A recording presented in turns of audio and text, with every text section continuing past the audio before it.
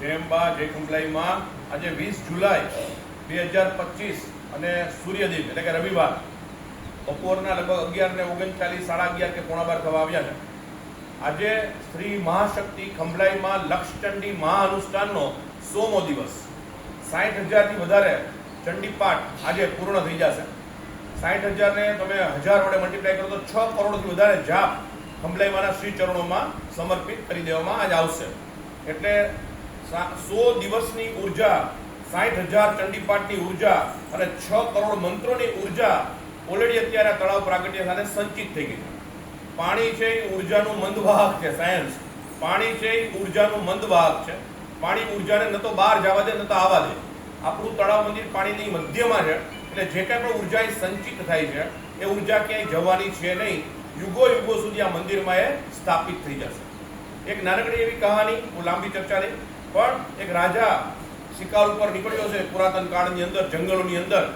તો એ રાજાને વચમાં ધોમ ધકતો તાપ હશે અને બહુ જ તરસ લાગી. તો પાણી ખૂટી ગયું હતું ને પાણી કાંઈ હતું નહીં. તો રાજાને વિચાર આવ્યો કે હવે પાણી ક્યાંથી? એટલે પોતાના એક સૈનિકને, પહેલા તો સેનાપતિને કીધું, ભાઈ તું પાણી મંગાવી દે. એટલે સેનાપતિએ એક જે સૈનિક હતો એને કીધું કે જો સામે ઝૂંપડી દેખાય છે ત્યાં જા અને પાણી લેતો. એટલે સૈનિક ત્યાં ગયો તો ઝૂંપડીમાં એક અંધ બાબા બેઠા હતા. અંધ છે એ પૂજારી શ્રી હતા અને યોગી તપસ્વી અંધ હતા. એટલે ઓલા બહાર ઉભા સૈનિક તો બૂટ પહેરેલા હોય, બહાર ઉભા કીધું, ભાઈ મહારાજ પાણી આપો ને, અમારા રાજાને બહુ તરસ લાગી છે અને અહીંયા કંઈ દેખાતું નથી, પાણી આપો. એટલે સ્વામીજીએ કીધું કે જવા દે, તને પાણી નથી દેવું, નીકળ બહાર, મારે તને પાણી નથી દેવું. એટલે સૈનિક કહે કે તમે કેવા સંન્યાસી જો પાણી દેવાની એ ના પાડો છો, તો નથી દેવી, જા. એટલે સૈનિક અયોગ્ય સેનાપતિને કીધું કે સાહેબ આપણને ના પડે છે, પાણી તો અંદર હતું પણ ભાઈ બહુ જ તોછડા છે સ્વામીજી અને બહુ ખરાબ બોલે છે અને નથી, ના પાડે. સેનાપતિ આવ્યો, એણે પણ બૂટ પહેરેલા, શૂઝ પહેરેલા. એ અંદર આવ્યો, શૂઝ કાઢ્યા, મહારાજશ્રી પાસે ગયો અને મહારાજને કીધું કે મહારાજ અમારા રાજાને બહુ તરસ લાગી છે, તમારી પાણી દેવાની ફરજ છે, તમારે પાણી દેવું જ જોઈએ, એ આપણા ગામનો રાજા છે. સેનાપતિને મહારાજશ્રીએ ના પડતી, તને પાણી નથી દેવું, જા. પણ તારા પાણી જોતું હોય તો તારા મહારાજને કે પાણી લેવા આવે. એટલે રાજાને થયું કે હવે જવું પડશે. રાજા પ્રજાવત્સલ હતો, સાચો જ્ઞાની હતો. એટલે રાજા પોતે ઘોડા પરથી નીચે ઉતર્યો, ગયો, પોતાના બૂટ કાઢ્યા, મોજડીએથી કાઢી, અંદર ગયો, તલવાર બાજુમાં મૂકી, મુગટ ઉતાર્યો, નીચે નમીને મહારાજશ્રીને પગે લાગ્યો અને બોલ્યો કે હે મહારાજ, તમારી વાત સાચી છે કે દીકરો થઈને મંગાય, બાપ થઈને ન મંગાય. કાંઈ પણ માંગવું હોય તો હંમેશા પુત્ર થઈને મંગાય, પિતા થઈને મંગાય નહીં. એટલે મારી ભૂલ છે, મારા સૈનિકની ભૂલ છે, મારા સેનાપતિની ભૂલ છે, હું ક્ષમા માંગુ છું. મને ખરેખર પાણી વગર મારો જીવ જાય છે, પ્લીઝ મને પાણી પાવ. મહારાજશ્રી બોલ્યા સંન્યાસી કે રાજા, તને તો હું પાણી નહીં, મારો જીવ આપી દઉં, અને મારી આખી જિંદગી સમર્પિત કરી દઉં. પછી રાજાએ એને પૂછ્યું કે તમે તો અંધ છો, તો તમને ખબર કેમ પડી કે પહેલા એવો સૈનિક હતો, પછી સેનાપતિ આવ્યો, પછી રાજા આવ્યો?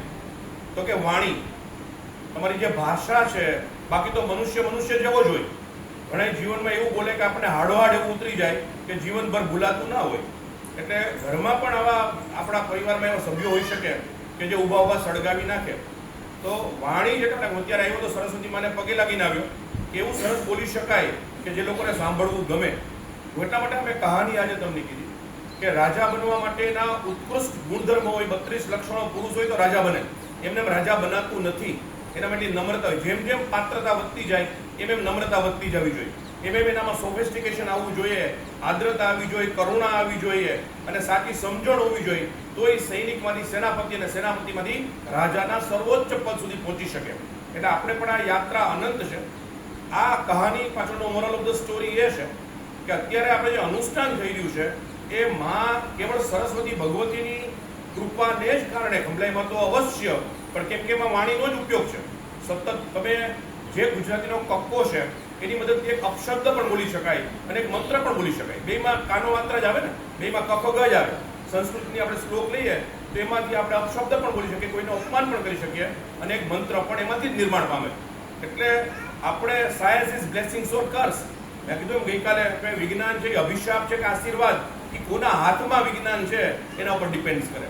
તો આજે સમગ્ર ટ્રસ્ટી મંડળ અમે લોકો એટલા માટે ભેગા થયા છીએ, જય અંબા જય કુંબલાઈમાં બધાઈને, કે ગઈકાલે અમે લોકો બધાએ આપણે ઈચ્છા એવી છે કે આપણે જેટલા બને એટલા જાજા 255 યજમાનો, પહેલા તો હું તમને 1 મહિના પહેલા એક વિડીયો અપલોડ કરીશ. લક્ષચંડી માં બેસવા માટે તમારી જાતને પહેલા તૈયાર કરો. પાત્રતા વગર જીવનમાં કશું. First you deserve then demand. First you deserve, કોઈ પણ વસ્તુ માટે પાત્રતા કેળવો, પછી માંગણી કરો. તો ઈશ્વરે આપણને બહુ જ સાહજિકતાથી લક્ષચંડી આપી દીધી છે, ખંભલાઈમાંની કરુણાથી. કદાચ આપણને એની કદર નથી, બિલકુલ કદર નથી. તો જે 255 યજમાનો છે એનું 1 મહિના પહેલા એક વિડીયો અપલોડ કરીશ કે આપણે કયા કયા પ્રકારના બ્રહ્મચર્યનું પાલન કરવું જોઈએ, કઈ ચરી પાડવી જોઈએ કે જેને કારણે આપણે આપણી જાતને લાયક બનાવવાની છે, અને આગલે દિવસે પ્રાયશ્ચિત કર્મ કે જેને કારણે આપણે આવડા મોટા યજ્ઞમાં 700 વર્ષમાં માંડલમાં થયો નથી, અને હવે ક્યારે થશે કોઈને ખબર નથી, અને આટલો સચોટ નથી ન ભૂતો ન ભવિષ્યથી. એટલે આવા યજ્ઞમાં બેસવા માટે ખંભલાઈમાં આપણને કરુણા વરસાવેલી છે. તો આપણે એના માટે પાત્રતા કેળવીએ, એના માટે આપણે જે કંઈ પણ ચરી પાડવી પડે, કોઈ તામસિક પદાર્થો આપણે ન ખાઈએ, સામાજિક, માનસિક, વાણિક, વૈચિક એની અંદર આપણે બધા નમ્રતા અને સાત્વિકતા લાવીએ. એવી બધી જે લખેલી છે યજ્ઞ મીમાંસામાં કે લક્ષચંડીમાં બેસતા પહેલા યજમાને આટલું કરવું જોઈએ, તો હું તમને મોકલીશ, અને એ પછી જ આપણે લક્ષચંડીમાં બેસવા માટે, યજ્ઞમાં બેસવા માટે પાત્રતા કેળવશું. તો અમે ગઈકાલે એવું બધાએ ટ્રસ્ટી મંડળ માંડલથી નીકળીને શંખેશ્વર સુધી ગયા હતા, અને જેટલી પણ રસ્તામાં ધર્મશાળાઓ હોય બધામાં વ્યક્તિગત ગયા, વ્યક્તિગત રૂમ જોયા, વ્યક્તિગત ડિસ્કશન કર્યું, નક્કી કર્યું. પાછા જે ઉતારા વ્યવસ્થા સંભાળે છે બધા ટ્રસ્ટીઓ, રોહિત, પ્રદીપભાઈ, નિલેશભાઈ, કિરણભાઈ, રૂપેશભાઈ સુરેન્દ્રનગર, આ બધા જ લોકો વ્યક્તિગત પાછા બપોર પછી ગયા, અને અહીંયા પૈસા ભરી, રિસિપ્ટ લઈ અને કન્ફર્મેશન મેળવીને પાછા આવ્યા આટલા રૂમ. તો આપણે પ્રયત્ન કરશું કે જેમ મને જાજા લોકો, જે લોકો અફોર્ડ કરી શકતા હોય એને આપણે રૂમની અકોમોડેશન આપી શકીએ. એટલે આજે ખાસ મિટિંગ છે ભોજન વ્યવસ્થા માટે. 20 જુલાઈએ કે એડવાન્સમાં કયું મેનુ આપવું, 12 દિવસનું શું શેડ્યુલ આપવું, સવાર અને સાંજનું, કોને સોંપવું, કેવી રીતે સોંપવું. હરેક વાર આ ટીમ વર્ક છે. એકલા સચિન, દુનિયામાં ક્રિકેટ જ ન હોત તો સચિન તેંડુલકર જ ન હોત. એટલે એકલાથી કોઈનું આ કાર્ય થઈ જ ના શકે. સાથે મળીને બધા કરે તો જ આ કામ થાય. એટલે જ આપણે વારંવાર બોલીએ છીએ, અને આજે ફરી એકવાર એક છેલ્લા વાક્ય સાથે કે ખભે ખભા મિલાવશું તો વાલી ખંભલાઈમાં ખૂબ જ રાજી થશે. જય અંબા, જય ખંભલાઈમાં, કેવળ તું જ કરે.